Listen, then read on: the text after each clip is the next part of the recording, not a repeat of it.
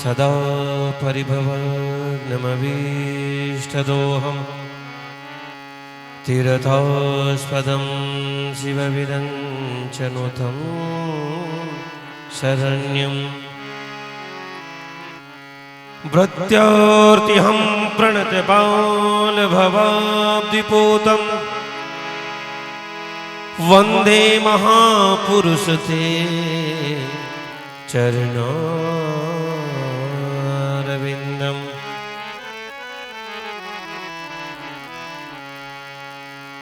त्यक्त्वा स्वदुस्तुजसुरेप्सितराजलक्ष्मीं धर्मेष्ट्यार्यवचसा यदगादरण्यम् मायामृगं दैत्येप्सितमन्वधाव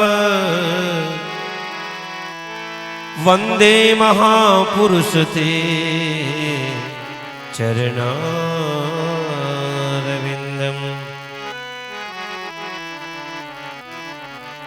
वंशी विभूषित करान्नवनीरदाभात् पीताम्बरादरुणबिम्बफलादरोष्ठाद् पूर्णेन्दु सुन्दरमुखादरविन्दनेत्रात् कृष्णात् परं किमपि तत्त्वमहं न जाने।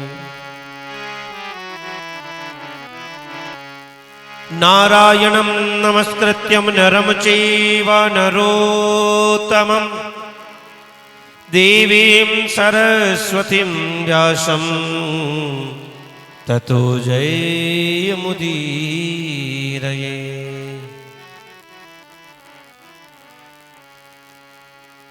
यं प्रव्रजन्तमनुपेतमपेतकृत्यं द्वैपायनो विरहकातर आजुहावे पुत्रेति तन्मयतया तर्वोऽभिनेदु तं सर्वभूतहृदयं मुनिमानतोऽस्मि। थोड़ी सी हारमोनियम की आवाज है, थोड़ी सी।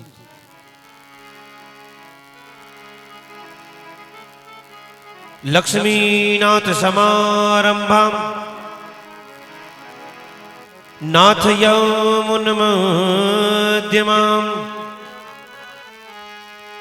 अस्मदाचार्य पर्यन्तां वन्दे गुरु परम्परा। गुरुर्ब्रह्मा गुरुर्विष्णु गुरुर्देव महेश्वर गुरुर्साक्षात् परब्रह्म तस्मै श्री गुरुवे नमः। ध्यानमूलं गुरुमूर्ति पूजामूलं गुरुपदं मंत्रमूलं गुरुर्वाक्यं मोक्षमूलं गुरुकृपा। गंगातरंगरमणीयजटाकलापं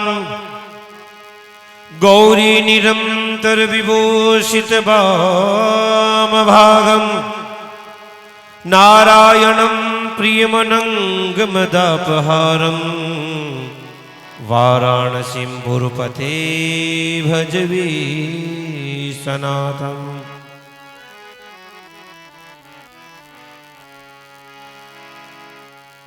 वाञ्छाकल्पतरुभ्यश्च कृपा सिन्धुनरेव च पतितानां पावनेभ्यो श्रीवैष्णवेभ्यो नमो नमः।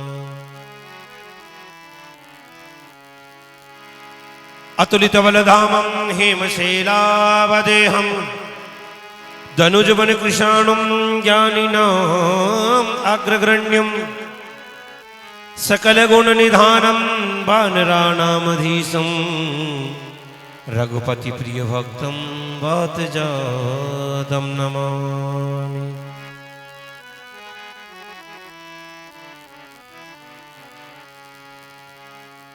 देवदनुजनागप्रेतपितरगन्धर्व वन्दौ किन्नर रजनिचर कृपाकरौ अवसर स्थान नाम कुल देवता सबको करूं प्रणाम, लज्जा मोरी राखियो पूर्ण करियो का। आइए हनुमान विराजिए, कथा कहूँ मति अनुसार, प्रेम सहित गादी धरो विराजो पवन कुमार।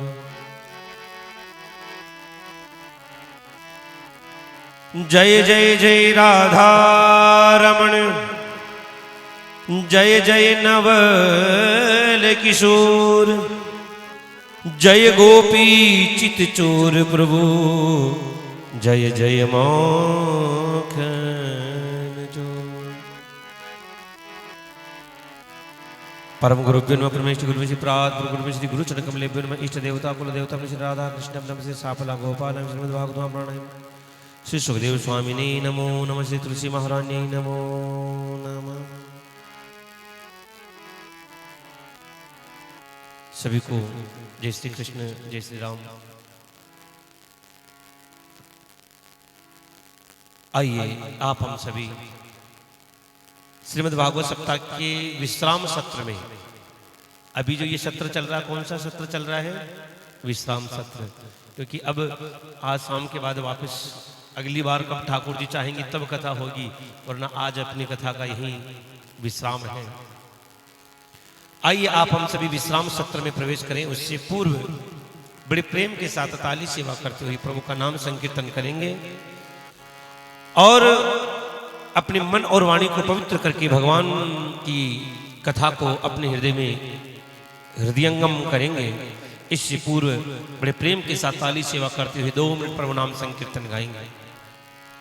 जय राधे राधे गोविंद गोविंद राधे, जय राधे राधे गोविंद गोविंद राधे, जय राधे राधे गोविंद गोविंद राधे, जय राधे राधे गोविंद गोविंद राधे, गोविंद राधे राधे गोपाल राधे, गोविंद राधे राधे गोपाल राधे, गोविंद राधे राधे गोपाल राधे, गोविंद राधे राधे गोपाल राधे, गोविंद राधे राधे गोपाल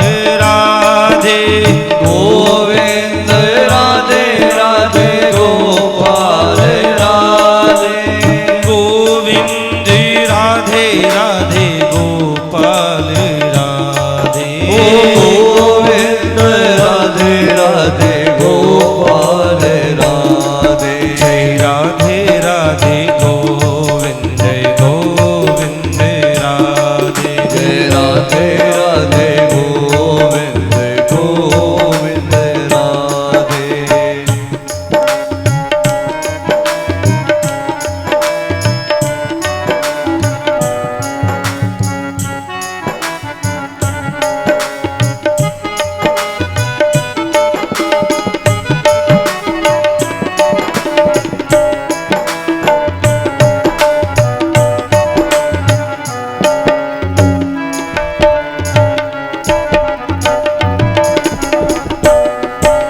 गोविंद राधे राधे गोपाल राधे, गोविंद राधे राधे गोपाल राधे, गोविंद राधे राधे गोपाल राधे, गोविंद राधे राधे गोपाल राधे, गोविंद राधे राधे गोपाल राधे, गोविंद राधे राधे गोपाल राधे, गोविंद राधे राधे गोपाल राधे, गोविंद राधे राधे गोपाल राधे, गोविंद राधे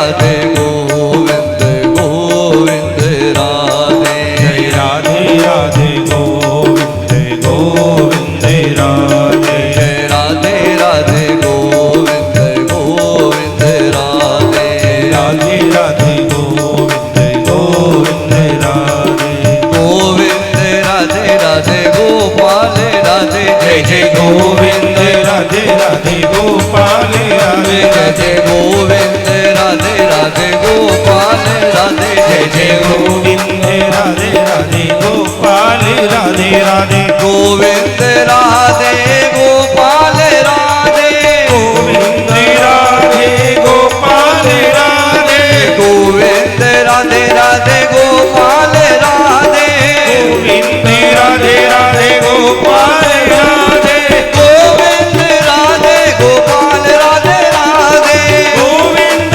राधे गोपाल राधे राधे गोविंद राधे गोपाल राधे राधे गोविंद राधे गोपाल राधे राधे गोविंद राधे गोपाल राधे राधे गोविंद राधे गोपाल राधे राधे राधे राधे गोविंद गोविंद राधे राधे राधे गोविंद गोविंद राधे गोविंद राधे गोपाल राधे गोविंद राधे गोपाल राधे गोविंद राधे गोपाल राधे गोविंद राधे गोपाल राधे गोविंद राधे गोपाल राधे गोविंद राधे राधे राधे गोविंद राधे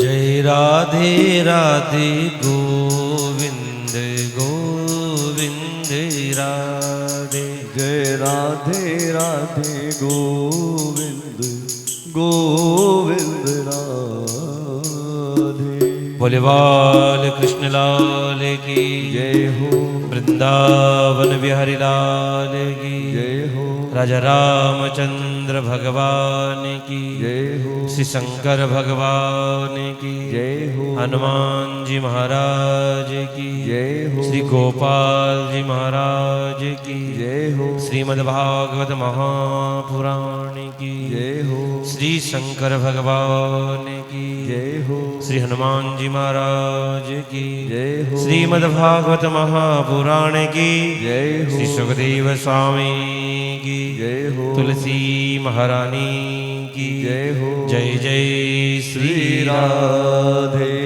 जय जय श्री राधे जय जय श्री राधे श्याम परम मंगलमय परात्पर अखिलेश्वर अकारण करुणा वरुणालय भक्तवांछा कत्तरु तड़िद्युत विनिंदित पीतांबरधारी श्री बाल कृष्ण लाल की वांग्मय शब्दमय प्रतिमूर्ति श्रीमद् भागवत महापुराण समकक्ष विद्वान वृंद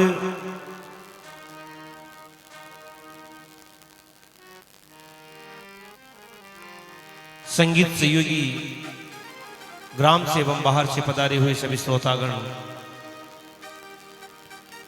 भक्तिमती माताएं ज्ञान स्वरूप बाल गोपाल एवं वैराग्य स्वरूप सभी वृद्धजन आप सभी के हृदय में विराजमान मेरे परमाराध्य भगवान श्री राधा कृष्ण युगल सरकार के चरणारविंद में इस व्यासपीठ से सादर वंदन।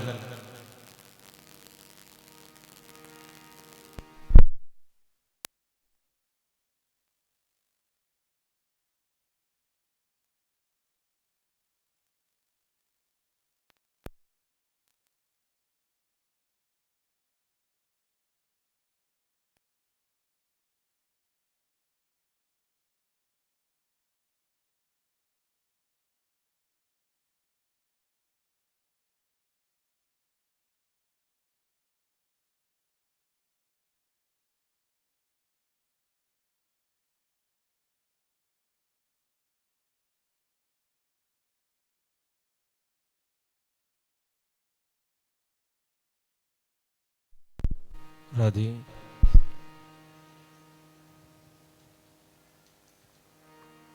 एवं पधारे सभी श्रोताओं का श्री गोपाल भागवत सत्संग परिवार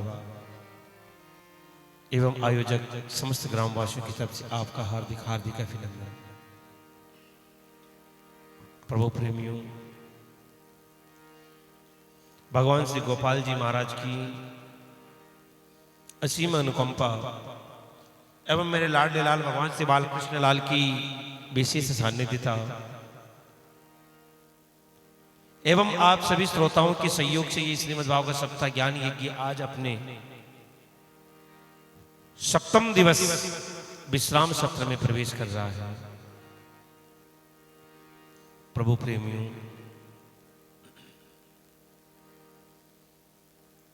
भगवान श्री गोपाल जी महाराज का अहेतु की कृपा, जिसके कारण ये अपना 7 दिवसीय जो श्रीमद् भागवत सप्ताह ज्ञान यज्ञ है आज निर्विघ्न विश्राम की ओर अग्रसर है।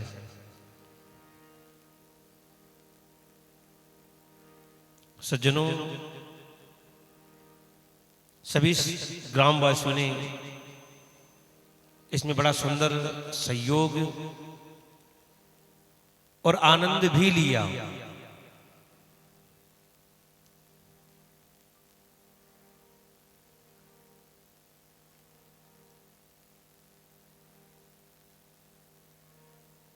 जो वस्तु मनुष्य को सहजता में मिलने लग जाए ना, ध्यान से सुनना, जो चीज सहजता में मिल जाए, मुफ्त में मिल जाए, उस चीज का व्यक्ति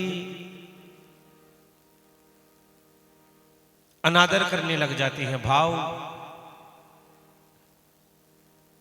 नहीं बनता है उसमें उनका। और अपने गांव में ये श्रीमद् भागवत सप्ताह ज्ञान यज्ञ 7वां आयोजन है। अब मैं ऐसा भी नहीं कह सकता हूं कि लोगों का भाव कम हो गया, मन कम हो गया, ऐसा भी मैं कह तो नहीं सकता हूं। ये कहूं तो सर्वथा गलत है, क्योंकि शाम को जो जन सैलाब दिखता है बड़ा अच्छा लगता है। अब जब शाम के सत्र के, सायंकालीन सत्र की संख्या को देखकर जब जाते हैं और कल की कथा का मन बनाकर आते हैं कि कल कैसी कथा होनी चाहिए, और सुबह यहां आकर देखते तो हमारा सारे रापट रोल हो जाता। प्रेम से बोलो जय श्री कृष्ण। आपने ये कहावत न होड़ा ही दो बाप आओ हो जाए। शाम को आप अच्छे पदार्थी हैं, अच्छी बात है। मैंने कल विशेष निवेदन किया था कि कल की कथा सुन लेने से आप हम सबको पूर्ण भागवत सुनने का फल मिल जाएगा। वैसे हमने जो कहा था, हमने हमारा समय निर्धारण कर लिया और लगभग हम समय पे ही थे। 10:15 बजे से पहले संगीत वाले पहुंच गए थे और लगभग 10:30 पौने 11 तक तो मैं भी आ गया था।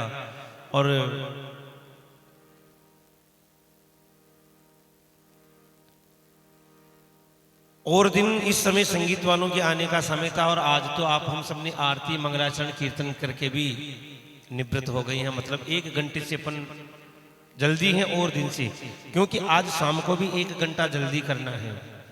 विशेष चेतावनी हमारा 3 बजे बचतों माँ की लक्ष्मण रेखा है। कोशिश करूंगा, मैंने वादा उस दिन भी नहीं किया था और आज भी नहीं कर रहा हूं। कोशिश करूंगा कि 3 बजे पहले निवृत्त हो जाए। प्रेम से बोलो जय श्री कृष्ण। थोड़ा जोर से बोलो ना, जय श्री कृष्ण।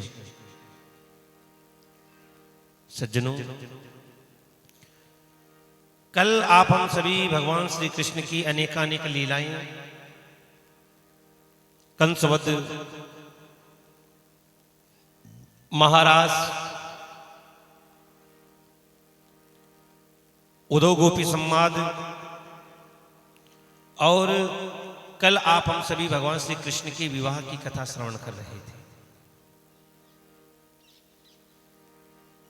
महाराज कुंडिनपुर के राजा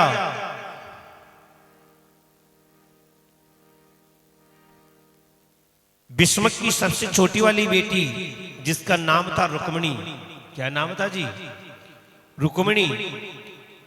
और वैसे तो रुक्मिणी के बड़े भाई रुक्मी ने अपनी बहन का वागदान सगाई चेदी नरेश महाराज दमघोष के पुत्र शिशुपाल के साथ कर दिया था, लेकिन माता रुक्मिणी ने भगवान की यहां पत्र लिखा और पत्र लिखकर कहा कि प्रभु, मैंने आपके नाम को सुना, तब से ही मैंने आपको अपने पति रूप में वर्ण कर लिया है। और पंडित जी ने जब भगवान कृष्ण के सन्मुख आकर माता रुक्मिणी की मनस्थिति को प्रकट किया पत्र के द्वारा, पत्र में लिखी हुई बातें पंडित जी ने भगवान श्री कृष्ण को सुनाई, तो भगवान श्री कृष्ण ने माता रुक्मिणी की उन भावों को सुनकर पंडित जी से कहने लगे क्या कि तथा हम तच्चित्तो निद्राम च न लभे निशि वेदाहम रुक्मिणा द्वेषान ममोद्वाहो निवारित। भगवान श्री कृष्ण कहते रे पंडित जी, ये आग एक तरफ से नहीं लगी है। जिस प्रकार राजकुमारी रुक्मिणी का मन मेरे में लगा है, उसी प्रकार मेरा भी तो चित्त उनमें फंसा है। मुझे भी रात को नींद नहीं आती है। और आप हम सभी कल सुन रहे थे, भगवान द्वारिका से कुंडिनपुर पहुंचे और माता रुक्मिणी का हरण करके लेके आ रहे थे। रुक्मिणी के बड़े भाई रुक्मिणी ने प्रतिज्ञा की कि अगर मैं कृष्ण को मार के रुक्मिणी को वापस नहीं लाऊंगा तो नगर में नहीं आऊंगा, वापस अपने गांव नहीं आऊंगा। और आपने सुना होगा कि भगवान ने उसके सिर के दाढ़ी बाल मोड़ दी, रथ के पहिए में बांध दिया, और उसके उपरांत रुक्मी कभी वापस अपने नगर कुंडिनपुर नहीं गया था। उसने एक नया नगर बसाया जिसका नाम था भोजकट नगर, और जिसे लोग आजकल भोपाल के नाम से जानते हैं।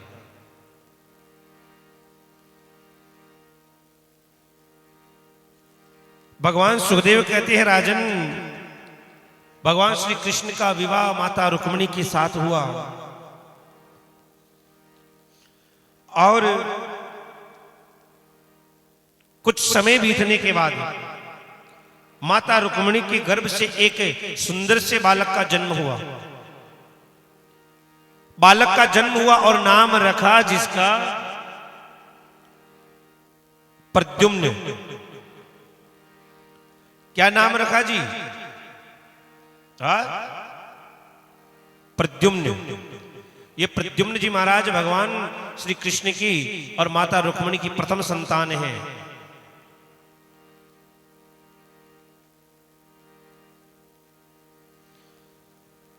प्रद्युम्न जी महाराज का जन्म हुआ ही था और ये प्रसूति गृह में थे। प्रसूति गृह का मतलब जापे के घर में ही थे। अभी इनका शुद्धिकरण भी नहीं हुआ, जिसे अपन अपनी भाषा में नावण कहते हैं, वो भी नहीं पूजा गया। उससे पूर्व महाराज एक राक्षस आया जिसका नाम था संबरासुर। क्या नाम था? संबरासुर। और इस संबरासुर नाम के राक्षस को यह पता था कि कृष्ण रुक्मिणी की जो प्रथम संतान होगी वो मेरा काल होगी। इसलिए इस संबरासुर ने क्या किया, प्रसूति गृह से महाराज प्रद्युम्न जी का हरण कर लिया।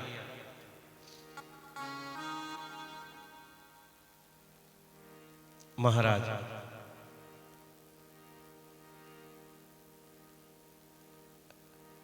ये संबरासुर प्रद्युम्न जी का हरण करके लेके जा रहा था।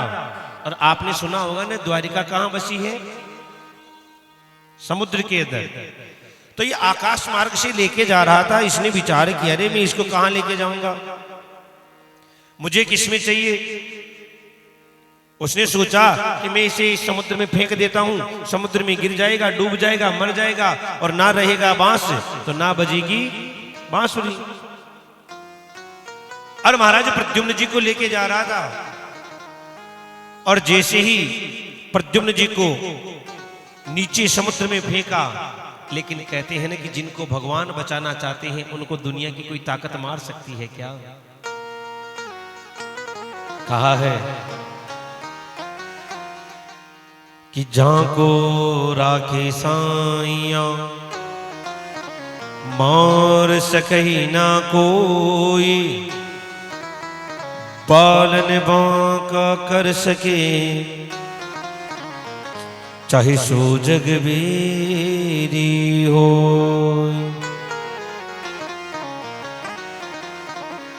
अरे महाराज, जिनको भगवान बचाना चाहते हैं दुनिया की कोई ताकत कैसे मार सकती है उन्हें। और जैसे ही सम्रासुर ने प्रद्युम्न जी महाराज को नीचे फेंका समुद्र में, वैसे मछली को बाहर से श्वास लेने की आवश्यकता नहीं पड़ती है, वो मछली जल में ही श्वास ले सकती है। लेकिन कोई बहुत बड़ी मछली रही होगी और वो बाहर ऊपर की तरफ मुंह खोलकर कुछ देख रही होगी, और इधर से सम्रासुर ने प्रद्युम्न जी को फेंका और प्रद्युम्न जी महाराज उस मछली के मुंह से सीधे गर्भ में चले गए और बड़े दिनों तक उस मछली के गर्भ में रहे। एक दिन किसी मछुआरे ने, मछली पकड़ने वाले ने जब इस मछली को निकाला तो महाराज ये मछली बड़ी सुंदर लग रही थी। और क्यों नहीं लगेगी जी, जिसके गर्भ में भगवान का बीज पल रहा हो, भगवान का पुत्र पल रहा हो, वो मछली सुंदर क्यों नहीं होगी। और महाराज इस मछुआरे ने सोचा कि ये इतनी सुंदर मछली है तो एक काम करूं, मैं इस मछली को महाराज को भेंट कर दूं। प्रेम से बोलो जय श्री कृष्ण। नींद निकालना अच्छी बात नहीं, और वो भी चबूतरी की कोर पर बैठ के नींद निकालोगे तो मेरे माथे आ जाओगे ना महाराज। नींद ही निकाल ली तो डोली को हारो लेर पीछे काटो। नहीं, मैं जिनको कह रहा हूं वो समझ गए, आपको देखने की जरूरत नहीं कौन निकाल रहा, मैं मेरे हिसाब से कर लेता हूं। महाराज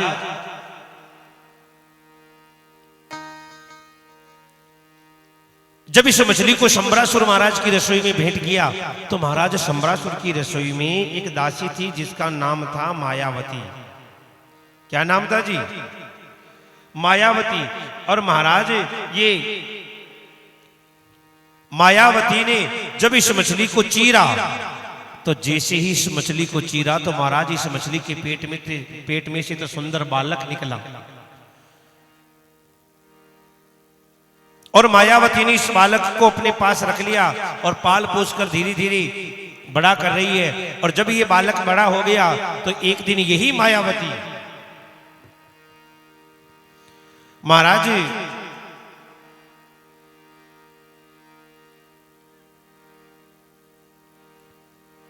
इस बालक के प्रद्युम्न जी महाराज के चरणों में गिर पड़ी और प्रणाम करने लगी। प्रद्युम्न जी ने कहा, रे देवी ये क्या कर रही हो, आपने तो मुझे पाल पोस के बड़ा किया है और आप मुझे प्रणाम करती हो।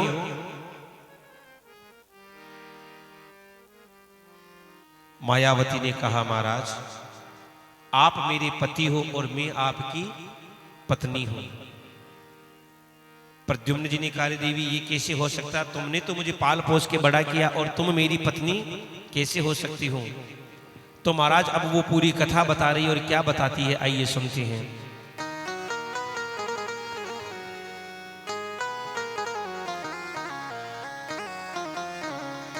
कि भवान नारायण सुत संवरे नौहतो गृहात् अहम तेधिकृता पत्नी रति कामो भवान प्रभु। अहम तेधिकृता पत्नी रति कामो भवान प्रभु। ये मायावती कहती, महाराज आप मेरे पति हैं और मैं आपकी जन्म जन्मांतर की पत्नी। पूर्व जन्म में आप कामदेव थे। कौन थे? कामदेव। और मैं आपकी पत्नी रति थी। लेकिन महाराज आपने भगवान शंकर का अपराध कर दिया था, इसलिए भगवान शंकर ने अपना तीसरा नेत्र खोल के आपको जला दिया। आपने सुना होगा ना, भगवान शंकर ने एक बार कामदेव को जला दिया था। मायावती कहती, महाराज तब से आप बिना शरीर के थे, लेकिन अब आप यदुवंशियों के महाराज द्वारकाधीश श्री कृष्ण के पुत्र बन के आए हैं और मैं आपकी पत्नी मायावती बन के आई हूं। अब तो महाराज इस मायावती ने प्रद्युम्न जी को कई मायावी विद्याएं सिखाई, और जब मायावी विद्याएं सिखाई तो महाराज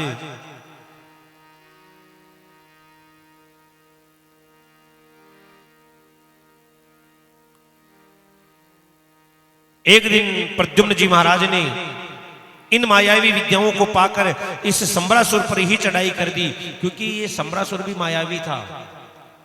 इसलिए महाराज मायावी विद्याएं सीखकर प्रद्युम्न जी ने संबरासुर पर चढ़ाई कर दी और संबरासुर का उद्धार कर दिया। और संबरासुर का उद्धार करके मायावती को लेकर प्रद्युम्न जी महाराज द्वारिका पधारे हैं। और महाराज प्रद्युम्न जी कैसे लग रहे हैं, मानो दूसरे ही कृष्ण हो क्या, दूसरे कृष्ण के जैसे भगवान प्रद्युम्न जी लग रहे हैं। प्रेम से बोलो, थोड़ा जोर से बोलो ना जी। मैंने आपको पहले दिन एक बात बताई थी कि श्रोता 3 प्रकार के होते हैं। कितने प्रकार के? 3 प्रकार के। पहला श्रोता जो भगवान की कथा को सुनता है और नियम से सुनता है। कैसे? कथा सुनने की भी कई नियम है महाराज। आप ये मत सोचना कि ये गुड़ का पुआ है तो जब चाहा बना के खा लिया। माँ का गाँव में महाराज आईडा माई मर जाए जन होना नहीं, कथा में जार होना तो अच्छी बात है, नहीं तो मैं माँ का घर बेटा बेटा माई को होना ना। कथा के बड़े नियम होते हैं। कथा में कथा व्यास जो कथा कहने वाले महाराज जी हैं वो पहुंचे, उनसे 5 मिनट पहले, कम से कम 5 मिनट पहले व्यास मंडप में पहुंचना चाहिए, कथा पांडाल में पहुंचना चाहिए। अपनी समुचित व्यवस्था देखकर आसन लगाकर कथा सुननी चाहिए। और अच्छे श्रोता का ये नियम है कि महाराज कथा जब हो जाए, आरती हो जाए, उसके उपरांत जब व्यास जी व्यासपीठ छोड़ दे तब प्रसाद लेकर घर जाना चाहिए। कथा कभी भी व्यासपीठ से ऊपर बैठ के नहीं सुननी चाहिए, और कथा व्यासपीठ के पीछे बैठकर भी नहीं सुननी चाहिए। प्रेम से बोलो जय श्री कृष्ण। आपको याद होगा तो आपने दूसरे दिन की कथा में भगवान सुखदेव के जन्म में सुना होगा कि भगवान सुखदेव ने कथा सुनी और भगवान शंकर त्रिशूल लेकर पीछे भगे थे। क्यों भगे थे? सुखदेव जी कहां बैठ के सुन रहे थे कथा? पीछे बैठ के सुन रहे थे, इसलिए उनको दंड मिला था। प्रेम से बोलो। और एक बात बताऊं, मैं ये बात आपको नहीं कह रहा हूं, अरे आप तो उच्च कोटि के श्रोता है महाराज। हाँ, प्राय बड़े लोग तो बाद में ही आते हैं, लेट आते हैं। किसी नेता को बुलाओ 11 बजे का कार्यक्रम रखो, वो महाराज 1 बजे पहले नहीं आता है। बड़े लोग तो लेट आते ही हैं। तो मैं आपकी तो बात कर नहीं रहा हूं, मैं तो मेरे देखो, आपने यहां सबसे बड़े कथा के श्रोता कौन है? हनुमान जी महाराज। हनुमान जी महाराज से कोई कथा का श्रोता, बड़ा श्रोता हो ही नहीं सकता। लिखा है यत्र यत्र रघुनाथ कीर्तनम तत्र तत्र कृतमस्तकांजलिम।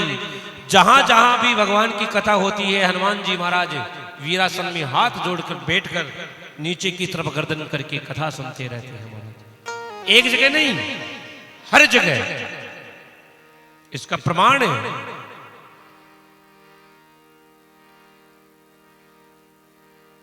लेकिन अब मुझे कहते कहते 7 दिन हो गए, जब फर्क नहीं पड़ा तो मैंने भी सोचा भाई इनकी मर्जी। वरना अगर आपको हनुमान जी के दर्शन करने हैं तो कथा में सबसे पहले जाओ और अंत में आओ। और अगर आपसे पहले कोई श्रोता नजर आ जाए, समझ लेना वो हनुमान जी है, ये गारंटी है। आपको एक, चलो अब प्रसंग से हटके है, लेकिन अब बात चली है तो मैं एक प्रसंग सुना दूं। बाबा तुलसी को हनुमान जी मिले थे ना, कैसे मिले थे आपको पता है? राम जी कैसे मिले? तुलसीदास जी को राम जी से किसने मिलवाया? हाँ, यह भी बात सही है। तुलसी की गुरु लुगाई निर्मल भया शरीर। लेकिन उन्होंने तो रास्ता बताया था, राम जी से मिलाने का काम तो हनुमान जी ने किया था ना जी। कैसे? तो ध्यान से सुनना। वो सारी घटना हो गई थी। तुलसीदास जी महाराज अपनी पत्नी के लिए ससुराल चले गए थे। पत्नी ने थोड़ा डांट भी दिया था, कह दिया था हाड़ मास के दे मम ता पर इतनी प्रीत तासो आदि राम की अवश्य बिठे बहुभीत, ऐसा डांट दिया था। और तुलसीदास जी महाराज सब कुछ छोड़कर काशी चले गए थे। कहां चले गए? काशी। और काशी में बैठकर तुलसीदास जी रोज राम राम राम राम कहा करते, रोया करते। तुलसीदास जी ब्राह्मण शरीर से थे ना, तो तुलसीदास जी क्या करते, महाराज सुबह स्नान करते, अपने कमंडल में गंगा जी से जल भर कर लाते और घाट पर बैठकर संध्या पूजन पाठ करते। और पूजन के बाद जो जल कमंडल में बच जाता, अब आपको पता है जल को ऐसे ही हर जगह पैरों में नहीं गिराना चाहिए ना। अपने बड़े बुजुर्ग तो इस बात को अच्छी तरह जानते हैं। एक बार की घटना मुझे अच्छी तरीके से याद है। खेत पर कोई काम था, खेत पे गए हुए थे सब घर वाले, छोटा था मुझे भी लेकर गए थे। तो जब काम करके आ रहे थे तो पानी बच गया था घर से जो लेके गए थे, तो मैंने ऐसे ही नीचे गिराने लगा और दादाजी ने बहुत बड़ी डांट लगाई। उन्होंने कहा पानी को ऐसे नहीं गिराते। तो मैंने कहा अभी किसका क्या करें? कहा कि किसी भी पौधे में और कुछ नहीं तो आकड़े का पौधा उसमें डाल दो, लेकिन ऐसे जमीन पे नहीं डालना चाहिए।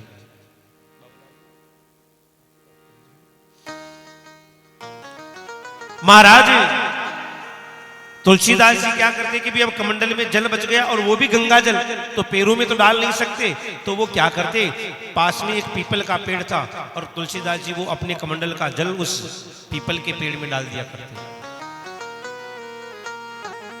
ऐसे करते करते कई दिन बीत गए, लेकिन महाराज एक दिन ऐसा समय आया कि कोई प्रेत काल रहा होगा।